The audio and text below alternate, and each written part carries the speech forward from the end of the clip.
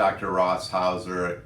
We're coming to you from the Caring Medical Florida Clinic. I'm here with Kim from California, who came obviously a long way to get care. And Kim's a grade school teacher, so we appreciate the work that you do for our young people today, and I'm sure that's kind of a challenge. And like a lot of people that have neck instability, Kim has some unusual things or unusual symptoms that you probably, when you first got them, actually didn't know that they were related to your neck. So specifically, we're going to just talk about hearing, because and I'm going to just let you talk and I'll kind of go to the side. When did you first get hearing aids, and why are you now not wearing your hearing aid?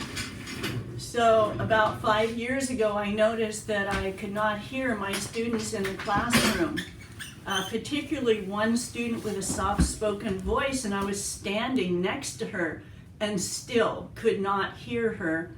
I made an appointment with an audiologist, went in and had my hearing tested, and it was very, very poor. What year was that? 5 years ago. Okay, yeah. So probably 2014. At that point, I was given hearing aids, and that greatly improved my hearing, obviously. So fast forward, my husband and I came out to Dr. Hauser's clinic. We were treated 2 weeks ago. And after about 10 days with the first treatment on the C1, 2, and 3, I noticed that I wasn't wearing my hearing aids, and I waited a couple days and thought, that's really odd. I'm hearing people and I don't need to wear my hearing aids.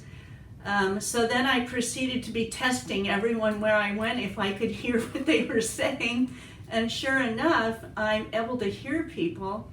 And the difference is, I felt like I was underwater before. Like people were talking to me above water and I was underwater, and that feeling has lifted. The feeling of being underwater is lifted, and apparently I no longer need these. Thank you, Dr. Hauser.